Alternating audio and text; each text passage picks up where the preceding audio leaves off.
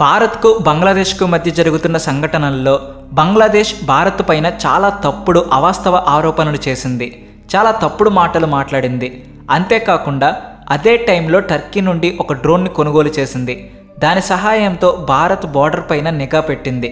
అక్కడితో ఆగకుండా బంగ్లాదేశ్ ఇంకొక పని చేసి భారత్ని మరింత షాక్కి గురయ్యేలా చేసింది. అదేంటంటే కొన్ని వార్తల ప్రకారం బంగ్లాదేశ్ కొన్ని ట్యాంకర్స్ని టర్కీ నుండి కొంటుంది. అది కూడా చాలా ప్రాణాంతకమైనవి.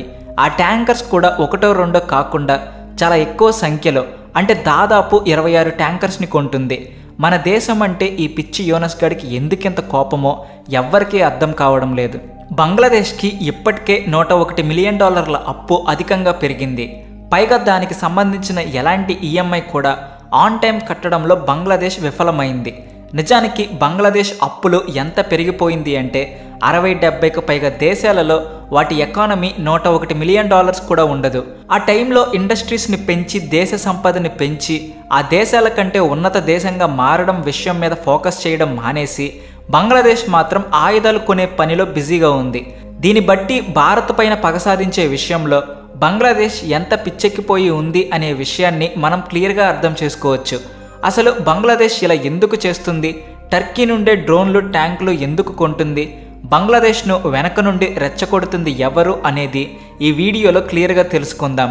ప్రతిరోజు ఇలాంటి ఇంట్రెస్టింగ్ న్యూస్ తెలుసుకోవాలి అనుకుంటే మా ఛానల్ని సబ్స్క్రైబ్ చేసుకోండి.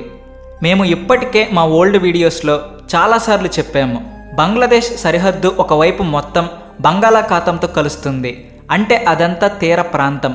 మిగతా 3 వైపుల సరిహద్దులు భారత సరిహద్దులతో కలుస్తుంది, అంటే దీని విస్తీర్ణం 4096 కిలోమీటర్స్ ఉంటుంది.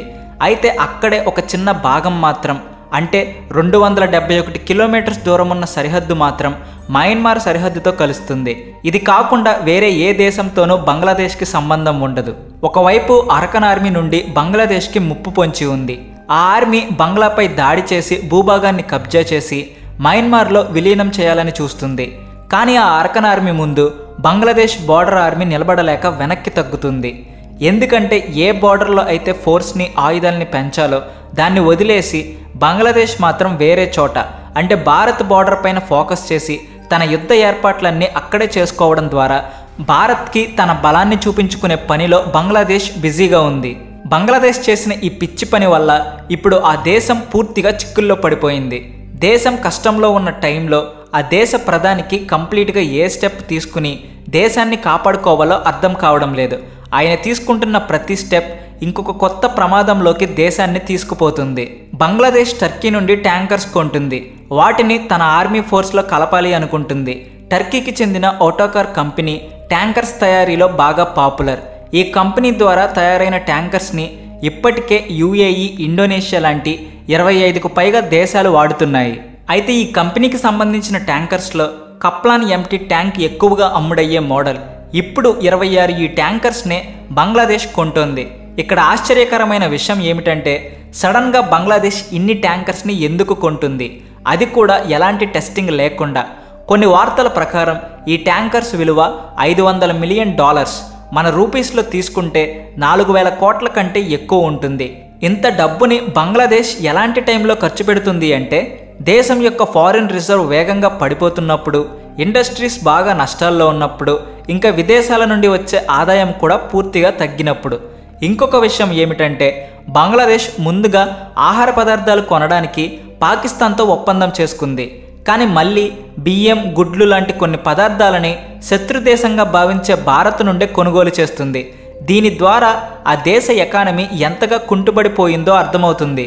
అంతేకాదు బంగ్లాదేశ్ IMF నుండి ధనాన్ని అడుగుతున్నా కూడా ఏ లాభం ఉండడం లేదు. ఎందుకంటే $101 మిలియన్ అప్పు ఆల్రెడీ ఉంది. దాని ఈఎంఐనే బంగ్లాదేశ్ కట్టలేకపోతుంది. ఈ పరిస్థితులన్నీ చూసిన తర్వాత బంగ్లాదేశ్ ఎంత మూర్ఖమైన పని చేసిందో అర్థమవుతుంది. కానీ ఈ పని చేసినప్పుడు, అంటే ట్యాంకర్స్ కొన్నప్పుడు బంగ్లాదేశ్ ఏదో ఒక విషయాన్ని ఆలోచించే ఉండొచ్చు. టర్కీ కంపెనీ వాళ్ళు డిజైన్ చేసిన ఈ ట్యాంకర్ స్పెషల్గా కొండ ప్రాంతాలు, అడవి ప్రాంతాల్లో యుద్ధం చేయడానికి అనువుగా ఉండేలా తయారు చేశారు. భారత్కి వ్యతిరేకంగా తమ సైన్యాన్ని బలంగా తయారు చేయడం కోసమే ఈ లైట్ వెయిట్ ట్యాంకర్స్ని కొని ఉండొచ్చు.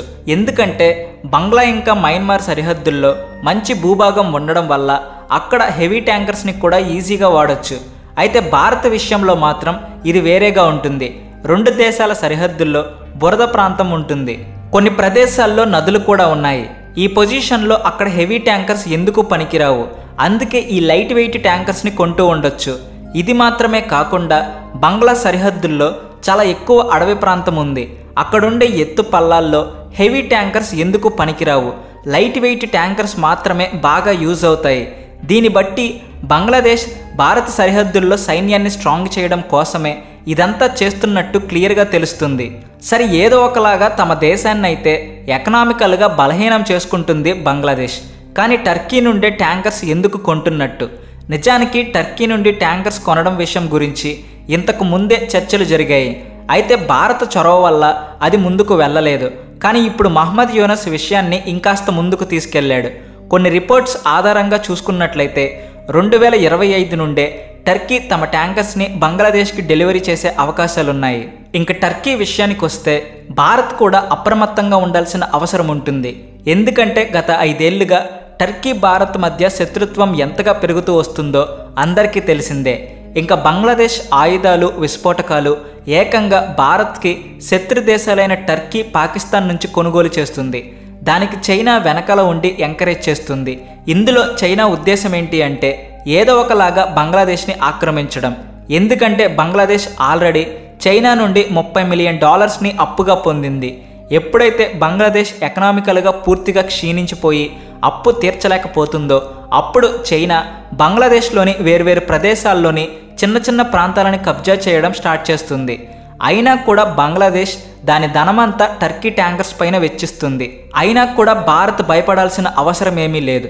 ఎందుకంటే ఆర్మేనియా, అజర్బైజాన్ యుద్ధంలో భారత ఆయుధాలు టర్కీ ఆయుధాల పరిస్థితిని ఎంత ఘోరంగా మార్చాయో అందరికీ తెలిసిందే.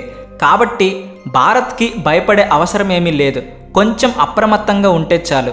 అయితే బంగ్లాదేశ్ తీసుకున్న ఈ నిర్ణయం పైన మీ అభిప్రాయం అనేది కామెంట్స్లో చెప్పండి. వీడియో నచ్చితే లైక్ చేయండి, షేర్ చేయండి. మరిన్ని ఇంట్రెస్టింగ్ వీడియోస్ కోసం ఛానల్ని సబ్స్క్రైబ్ చేయండి. బెల్ ఐకాన్ యాక్టివేట్ చేయడం మర్చిపోవద్దు. Please like and share and also thanks for watching.